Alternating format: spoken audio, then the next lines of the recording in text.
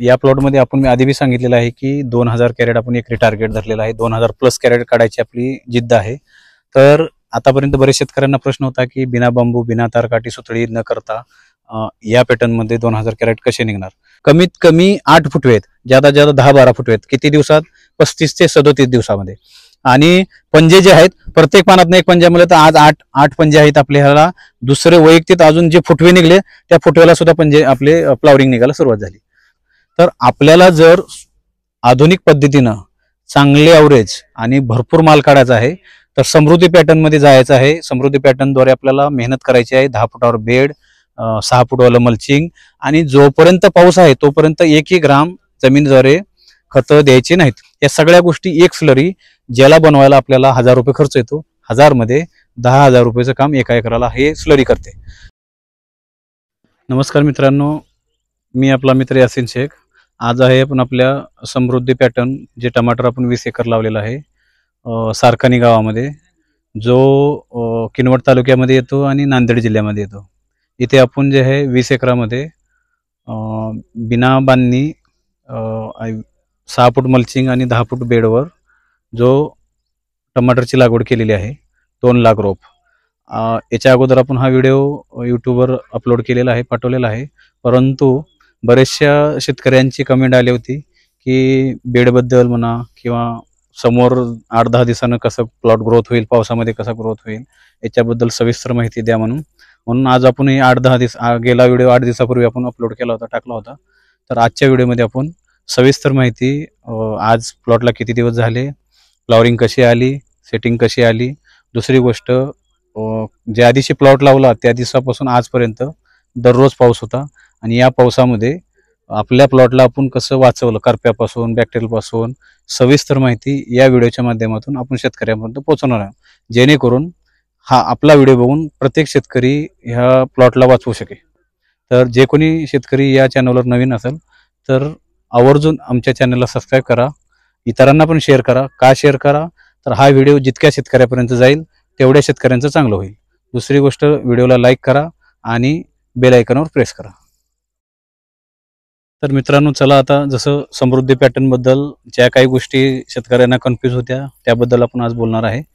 तर शेतकरी मित्रांनो, जसं गेल्या व्हिडिओमध्ये आपण बेडबद्दल सांगितलं होतं पण बऱ्याचशा शेतकऱ्यांना समजलं नाही. तर पहिला मुद्दा आपण घेऊया, बेड कसं बनवायचं आणि समृद्धी पॅटर्नमध्ये बेड किती फुटवर बनवायचं, कसं बनवायचं, मल्चिंग किती फुटावर टाकायची. तर समृद्धी पॅटर्नमध्ये हा पॅटर्न फक्त ऑगस्टसाठी चांगला आहे आणि ऑगस्ट महिन्यात लावला तर सक्सेस होतो चांगला. दुसरी गोष्ट, याच्यामध्ये ज्यावेळेस आपण बेड बनवायचे तर ह्याला उन्हाळ्यामध्ये चांगली क्वालिटी करायची आहे, रोटावेटर करायचं आहे, शेणखताचं पूर्ण मॅनेजमेंट जमिनीत करून घ्यायचं आहे. आणि जसं 5 फुटावर सगळे बेड सोडून घ्यायचे त्या अगोदर. ज्यावेळेस आपण 5 फुटावर बेड सोडतो तर 5 फुटामधला एक मधला बेड तोडायचा आहे आपल्याला. यातला एक बेड तोडायचा आहे, आपल्या फन किंवा कल्टिवेटरनं पूर्ण तोडायचा ह्याला.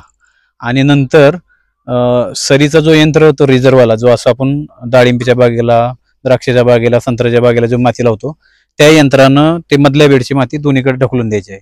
त्याच्यामुळे काय फायदा होतो की जी मधली माती एका बेडची आहे जेवढी बी पोकळ झालेली ती पूर्ण माती ह्या बेडला दोन्हीकडल्या साईडनं लागली जाते. आणि ह्या दुसऱ्या बेडची रुंदी जी आहे, जे 2-2.5 फूट होणार होती त्याची रुंदी 6 फूट होऊन जाते. आणि त्याच्यावर मग 6 फुटाचं मल्चिंग आपण हातरलेलं आहे.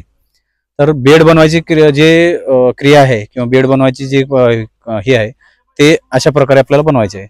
आता असा बेड का बनवायचा, असं मल्चिंग का टाकायचं, त्याचं कारण हे आहे की शेतकरी मित्रांनो, जसं ऑगस्टमध्ये यावर्षी बघा तुम्ही पाऊस इतका झाला, ऑगस्ट पासून जून जुलै खाली गेला आणि ऑगस्ट सप्टेंबर आणि अजून 15 ऑक्टोबर पर्यंत हवामान खातं जे आहे ना पाऊस दावत आहे. तर तुम्ही बघू शकता की आपल्या ऑल इंडियामधले एवढे प्लॉट होते जेणेकरून लागवडी झालेल्या किंवा चालू असलेले प्लॉट, हे सर्व पाऊस जास्त झाल्यामुळं, करपा आल्यामुळं आणि पाणी लागल्यामुळं प्लॉट संपलेले आहेत. तर समृद्धी पॅटर्नचा जो बेड आहे ऍक्च्युअली असताना 6 फूट रुंदीचा आहे, हाईट 2-2.5 फूट हाईट आहे त्याची, 6 फुटाचं मल्चिंग आहे. किती जरी मुसळधार पाऊस पडला तर 2.5 फूट वर हाईट पाण्याची येणार नाही. मध्ये नाली मोठी असल्यामुळे जेवढा पाणी पडलं तर ते पाणी वाहून जातं मुळांना मल्चिंग असल्यामुळं आणि मोठा बेड असल्यामुळं मुळं जेवढे बी आपले टमाटरचे आहे ते मल्चिंगच्या खाली राहतात आणि त्याच्यामुळं जे करपा येणार आहे, परत प्लॉट बसणाराचा प्रॉब्लेम आहे, फंगल्स आहे, पांढरे रूट जे आपण पावसाळ्यात म्हणतो ना, पांढरी मुळी चालत नाही, काळी पडते आणि मुळ्या चालत नाही तर त्या गोष्टी ज्या आहेत ना, या मल्चिंगमुळं आणि या बेडमुळं कॅनोपीच्या पुढे मुळ्या चालतात. जसं मराठीमध्ये म्हण आहे की जेवढं झाडाचं पान राहील तिथवर मुळ्या राहतात. परंतु समृद्धी पॅटर्न मध्ये जो फायदा आहे तो सगळ्यात मोठा फायदा आहे मुळांची वाढ, मुळांची ग्रोथ, मुळांमध्ये पांढरापणा येणं जास्त, नवीन रूट डेव्हलप होणं. तर या व्हिडिओच्या माध्यमातून शेतकऱ्याला हे सांगायचं आहे की आज जो आमचा 6-7 तारखेपासून ऑगस्टच्या 6-7 आणि 12 तारखेपर्यंत लागवड चालली 2 लाख रोपाची, तर तुम्ही प्लॉट बघू शकता. हा 20 एकराचा प्लॉट आहे, एकसारखा ग्रोथ झालेला आहे. 70% मल्चिंग जे आहे पूर्ण झाकलं आहे आणि एवढ्या ह्याच्यामध्ये सुद्धा, एवढ्या पावसामध्ये सुद्धा आपण ह्या प्लॉटला प्रत्येक रोगापासून वाचवू शकलोय. त्याचं कारण एकच आहे, स्प्रेचं मॅनेजमेंट वेळेवर झालेलं आहे. पाऊस खूप झाल्यामुळं, रोज असल्यामुळं आपण ह्या टमाटरला सगळ्यात मोठा जो बॅक्टेरियल करपा आहे, अर्ली ब्लाइट आहे, म्हणजे लवकर येणारा करपा आहे, लेट येणारा करपा आहे, तो जो काय येतो अजूनपर्यंत शेतकऱ्यांनी ह्याच्यावर अभ्यास केला नाही. त्याचा महत्वाचा पॉईंट असा आहे की आपण जे रासायनिक खतं बेसुमार देतो, ज्यावेळेस प्लॉट लावतो आणि खतांचा वापर जादा करतो, त्यावेळेस त्या टमाटरच्या झाडामध्ये रासायनिक खतांचा वापर जास्त असल्यामुळं एकतर कवळीकपणा येतो आणि त्या कवळीकपणामुळं प्लॉट काय होतो, लवकर करपा धरतो आणि लवकर डेड होऊन जातो, म्हणजे प्लॉट संपून जातो. तर शेतकरी मित्रांनो, जे कोणी शेतकरी मित्र टमाटर लावत असेल किंवा टमाटरची शेती करत असाल तर सगळ्यात पहिला मुद्दा जो आहे, सेटिंग पर्यंत असो, पावसाळा म्हणजे ज्यावेळेस पाऊस जास्त असतो त्या दिवसामध्ये आपले रासायनिक खतांना, वॉटर सोल्युबल खतांना पूर्ण स्टॉप करायचं आहे. तर आता तुम्ही म्हणसाल की बाबा ह्या प्लॉटला लावून आज 35 ते 37 दिवस झालेले आहेत, हा प्लॉट बिना खताचा कसा आणला? आपला जो बेड होता तो 6-10 फुटावर असल्यामुळं त्याच्यामध्ये जे आपण शेणखताचा वापर केला, बॅक्टेरिया सोडल्या होत्या, म्हणजे त्याच्यामुळे ऑर्गॅनिक कार्बन तयार झालं. बॅक्टेरिया असल्यामुळे जे अन्नद्रव्य जमिनीतनं असलं उचलून झाडाला देतं. तिसरी गोष्ट, आपल्या बॅक्टेरिया डेव्हलप का होतात ज्यावेळेस रासायनिक खतं कमी राहतात आणि जातात बेडमध्ये, त्यावेळेस बॅक्टेरियाचा काउंट वाढतो आपला आणि ते मित्र बॅक्टेरिया आपल्या झाडांना अन्नद्रव्य पोचवतात. आता याच्यामुळे आपला प्लॉट आज 35-37 झालं. कमीत कमी एका झाडाला कमीत कमी 4 पंजे, ज्यादा 8 पंजापर्यंत प्रत्येक झाडाला फ्लॉवरिंग आणि सेटिंग झालेलं आहे. दुसरी गोष्ट, एका झाडाला आपण बांधणी न केल्यामुळं झाड ज्यावेळेस खाली पडतं त्याची व्हिजिटिव्ह ग्रोथ जास्त होत नाही. आणि आपण व्हिजिटिव्ह ग्रोथसाठी जसं आता समोर सविस्तर व्हिडिओच्या माध्यमातून सांगणार आहे की व्हिजिटिव्ह ग्रोथ सुरुवातीला का थांबवायची आहे, त्याचं कारण काय. तर प्लॉट जेवढा उभा असेल तेवढा डिस्टन्स, दोन्ही पानामधला डिस्टन्स जास्त होतो. प्लॉट जर आडवा असेल तसं डिस्टन्स कमी येतो. आडव्यामुळे काय होतात, साईड ब्रँचेस ज्यादा निघतात. म्हणजे फुटवे एका झाडाला आपल्या बघू शकता कमीत कमी 8 फुटवे आहेत, ज्यादा 10-12 फुटवे आहेत. किती दिवसात? 35 ते 37 दिवसामध्ये. आणि पंजे जे आहेत प्रत्येक पानात एक पंजामध्ये, तर आज 8 पंजे आहेत आपल्याला. दुसरे वैयक्तिक अजून जे फुटवे निघले त्या फुटव्याला सुद्धा पंजे आपले फ्लॉवरिंग निघायला सुरुवात झाली. तर या व्हिडिओच्या माध्यमातून शेतकऱ्याला हे सांगायचं मला की यावर्षी 2025 मध्ये टमाटरसाठी इतकं धोकादायक मोसम होतं. 90% शेतकऱ्यांचे प्लॉट करपा, बॅक्टेरियल स्पॉट आणि लेट येणारा करपा यानं प्लॉट संपलेले आहेत, पानच राहिले नाहीत. आता जसं शिवपुरी एरिया झाला किंवा अजून काय सांगली, सातारा, कोल्हापूर एरिया झाला, अशा बऱ्याचशा शेतकऱ्यांच्या कमेंट बी येत आहेत व्हिडिओवर की आमचे प्लॉट पानं राहिले नाहीत.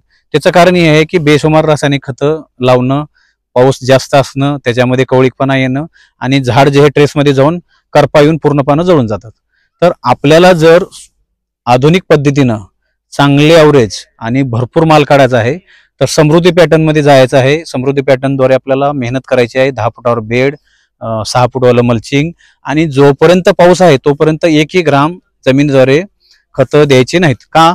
आता आम्ही फक्त या प्लॉटला पाऊस नव्हता त्यावेळेस फक्त या रामेला दिलेला एकरी 10 किलो, नायट्रोबर 5 किलो फक्त, आणि त्याच्या अगोदर एक वेळा 13-40, बाकी कुठलंही 1 ग्राम खत ह्याला गेलेलं नाही. फक्त काम काय केलं आम्ही, सुरुवातीला रोप लावलं, फंगीसाईडवर काम केलं. त्याच्यानंतर फंगीसाईड दिल्यानंतर मग आम्हाला जसं कुठं हुमणीचा अटॅक दिसला तर हुमणीसाठी आम्ही काम केलं, ॲडमायर दिलं आपलं 70% वालं, ते न कंट्रोल झाली. परत अजून काय 8-10 दिवसानंतर काय 50% रिझल्ट आला, 50% जीवन दिसले, तर आम्ही परत डेंटासू काम केलं, तर आम्हाला आता 100% हुमणीवरनं कंट्रोल भेटला. दुसरं खत नियोजनमध्ये आम्ही काय केलं, बॅक्टेरिया दिलेले आहेत. आपलं जसं ऑर्गॅनिक बॅक्टेरियामध्ये विबीमॅक्स जे येतं मेटारायझम, ते हुमणीसाठी दिलं, सोडोमोनॉस दिलं, ट्रायकोटर्मा दिलं, NPK बॅक्टेरिया दिल्या. ते कशा दिल्या, आपण त्या का दिल्या, कारण जे जमिनीमध्ये जे फंगस बसलेले आहेत, जमिनीमध्ये जे काही अन्नद्रव्य राहिलेले आहे, या बॅक्टेरिया आपल्या झाडाला देत राहतात, जेणेकरून आपलं झाड ट्रेसमध्ये जात नाही. किती जरी पाऊस आला तरी सुद्धा आपल्या झाडाला वीक करत नाही, रोगाच्या बळी पडू देत नाही. तर समृद्धी पॅटर्नमध्ये जे तुम्हाला जे सांगायचं होतं मला, की एकतर आपला पॅटर्न असा आहे की ह्याला एक बांबू लागत नाही, तार लागत नाही, सुतळी लागत नाही, विथ लेबरचा चार्ज लागत नाही. तर याच्या अगोदरच्या व्हिडिओ मी सांगितलं की 1.5 लाख रुपये जो शेतकऱ्याला खर्च आहे तो हा समृद्धी पॅटर्न मध्ये येत नाही. आता बरेचशा लोकांनी कमेंट बी केल्या की व्हिडिओमध्ये की असा प्लॉट सक्सेस होईल का आणि शेवटपर्यंत आम्हाला दावा. तर आज 8 दिवस झाले आपल्या प्लॉटला. तर 8 दिवसामध्ये काय फरक झाला तुम्हाला स्वतः या व्हिडिओमध्ये दिसणार आहे की प्लॉटमध्ये किती ग्रोथ झाला, प्लॉटला किती फुटवे निघले, फ्लॉवरिंग कशी आहे. आता आपल्या सुद्धा प्लॉटवर 5% बॅक्टेरियल करपा आलेला आहे. जसं पानावर कुठं दिसत आहे, जुन्या पानावर, एखादा फळावर पण दिसत आहे. परंतु शेतकरी मित्रांनो, आपण शेतकरी आहे आणि शेती करत असताना नैसर्गिक आपत्ती येतच राहते. जसं आता इथं या आपल्या प्लॉटवर असा मुसळधार पाऊस झाला, तर या टमाटरचा जो 2.5 फूट बेड होता याच्यावरनं सुद्धा पाणी व्हायला आहे. गावामध्ये इतकं पाणी वाहिलं की दुकानामध्ये अर्धे दुकानं पाण्यामध्ये बुडले होते, पूर्ण गाव पाण्यात होतं. अशा वेदरमध्ये, अशा नैसर्गिक आपत्तीमध्ये सुद्धा हा प्लॉट आपण जिवंत ठेवला. म्हणजे आपल्याला जो प्लॅनिंग करायचा आहे प्लॉट सांभाळायचा, त्याच्यामध्ये एक लक्ष ठेवायचं आहे की एकतर पाऊस आहे तोपर्यंत खत द्यायचं नाही, जे बी आपल्याला अन्नद्रव्याची कमतरता वाटत आहे तर ते स्प्रेच्या माध्यमातून द्यायचं आहे. आता स्प्रेमध्ये आपण जसं सुरुवातीपासून आज 37-38 दिवस झाले या प्लॉटला, सुरुवातीपासून आपण 2-3 दिवसाच्या गॅपने स्प्रे केलेले आहेत. त्याच्यामध्ये पहिल्यांदा आपण ज्यावेळेस रोप लावलं, रोप लावायच्या आधी रोपाला आपण ॲलेट नांगूळ घातलेली आहे, डेलिगेटचा एक स्प्रे करून रोप लागवड केलेली आहे. ज्यावेळेस रोप आपण पूर्ण प्लॉटमध्ये लागलं तर प्लॉटवर आपण पहिला स्प्रे घेतला होता M45 ब्लू कॉपर आणि त्याच्यासोबत ॲसिडामाप्राइड. त्यानंतर 4 दिवस गॅप दिला, मग पाऊस चालू झाला, खूप प्रॉब्लेम यायला चालू झाले, तर मग आपण नंतर कोनिका प्लस M45 एक स्प्रे घेतला. त्याच्यानंतर मग अजून जसं 4 दिवस गेले, 4-5, मग पाऊस खूप होता, त्याच्यामध्ये बॅक्टेरियल स्पॉटचा प्रॉब्लेम दिसायला लागले थोडे. तर मग आम्ही अजून एक असं कॉम्बिनेशन बनवलं ज्याच्यापासून रोगराई बी कंट्रोल हो आणि त्या स्प्रेपासून आपला झाडाचा ट्रेस बी संपो. तर त्याच्यासाठी आम्ही कर्जेट 250 ग्रॅम, आपलं कर्जेट 600 ग्राम घेतलं, कोसाईड 250 ग्राम घेतलं, त्याच्यासोबत बॅक्टेरियानाशक घेतलं 80 ग्राम, आणि हे 3 स्प्रे फंगससाठी काम केले.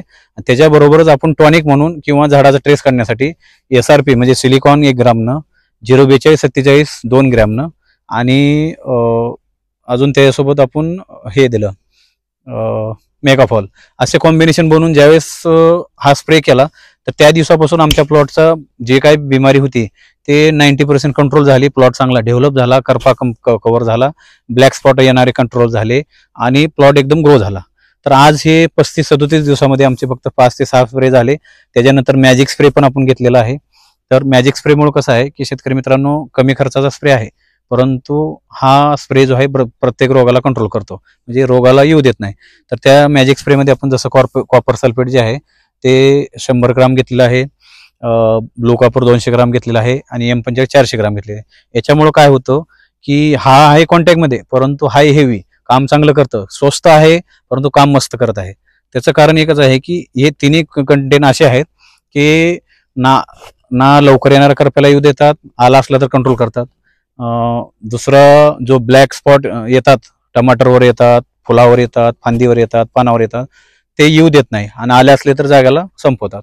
दुसरा जो लेट येणारा करपा आहे, म्हणजे जो जास्त दिवसाने येतो पाऊस, तो बी करपा जागेला कंट्रोल करतो. तर शेतकरी म्हणून असं आपण हे समृद्धी पॅटर्नचं नियोजन केलेलं आहे. तर मित्रांनो, जसं हा जो प्लॉट आहे समृद्धी पॅटर्नचा कसा डेव्हलप केला, आता मी जसं तुम्हाला सांगितलं की आतापर्यंत आम्ही खत दिलेलं नाही, तर खत का द्यायचं नाही ते बी कारण सांगितलं की खत दिल्यामुळं एवढ्या बिमाऱ्या येतात आणि आपला प्लॉट लवकर संपतो.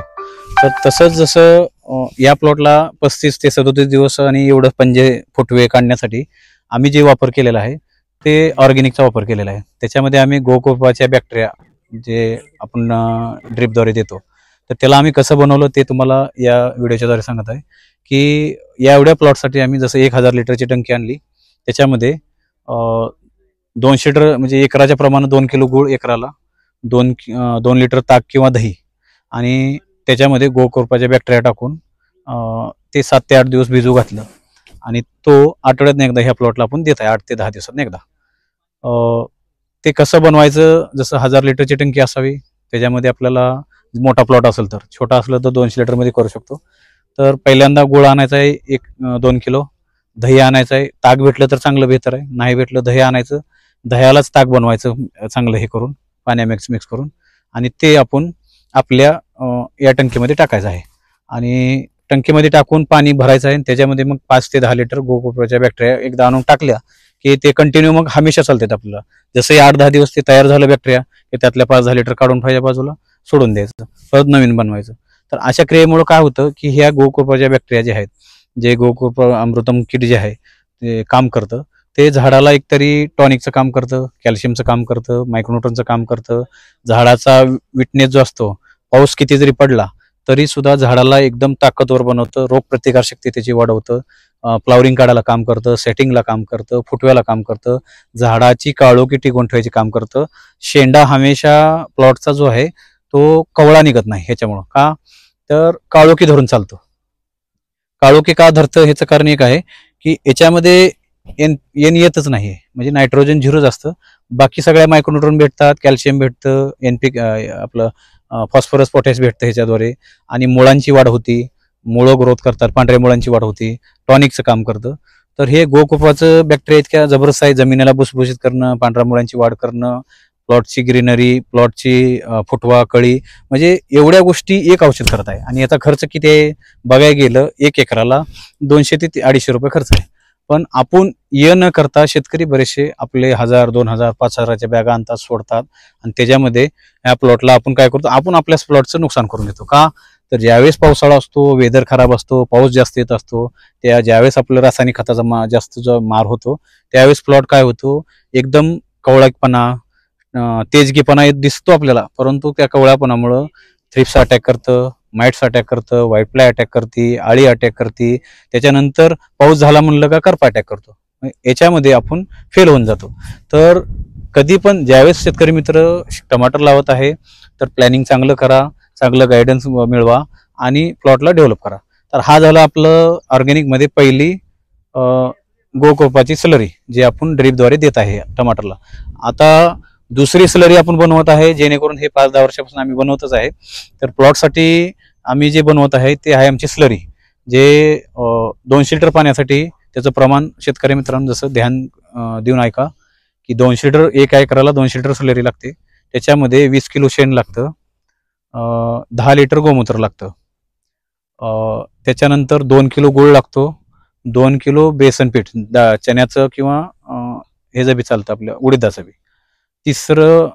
चौथं गोष्ट आहे त्याच्यामध्ये तुमचं वारुळाची किंवा वडाच्या झाडाखालची 10 किलो माती.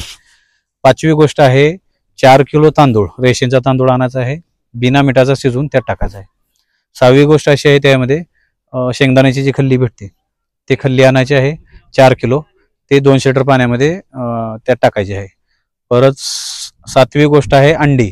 गावरानी कोंबडीची अंडी जर भेटत असेल अतिउत्तम आहे, नाहीतर मग आपले दुसरे बी बॉयलर पोल्ट्रीचे बी अंडे आणून टाकले चालतात. तर ते 12 अंडे आपल्याला त्यात टाकायचे.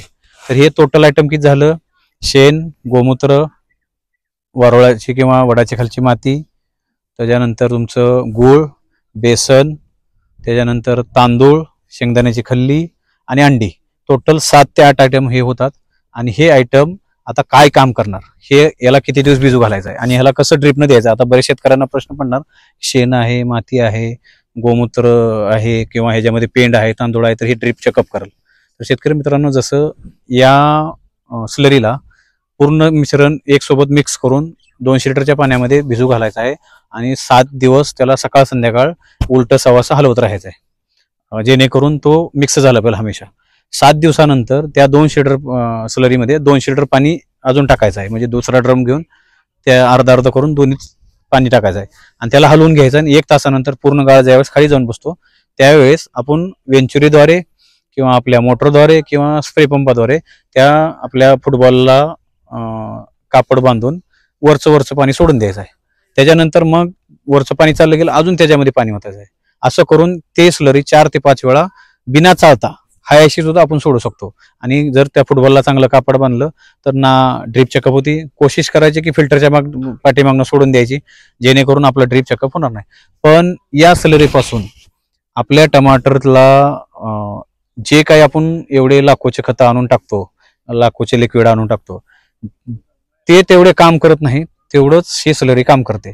त्याच्यामध्ये बघा स्लरीमध्ये फायदे आहेत. झाडाची वाढ चांगली होते, पानं मोठे निघतात, पानाची काळोखी चांगली राहते, फुटवे भरपूर काढतं, फ्लॉवरिंग जास्त काढतं, एका पंजाला 7 ते 8 टमाटर सेटिंगला काम करतं. वाढ झाडाची व्हिजिटिव्ह ग्रोथ म्हणजे ग्रोथ दोन्ही पानामधलं अंतर बराबर ठेवतं, जास्त वाढवू देत नाही, ज्यादा कमी करत नाही. रोगराईला रोग प्रतिकार शक्ती वाढवतं. कुठलाही रोग आला तर त्याला कंट्रोलमध्ये ठेवतं. का तर याच्यामध्ये जे ऑर्गॅनिक आहे, ऑर्गॅनिक कार्बन तयार झाल्यामुळं किंवा कॅल्शियम तयार झाल्यामुळं किंवा मायक्रोन्यूट्रन तयार झाल्यामुळं किंवा हुमिक ऍसिडचं काम तयार झाल्यामुळं या सगळ्या गोष्टी एक स्लरी ज्याला बनवायला आपल्याला 1000 रुपये खर्च येतो, 1000 मध्ये 10,000 रुपयाचं काम एका एकराला हे स्लरी करते.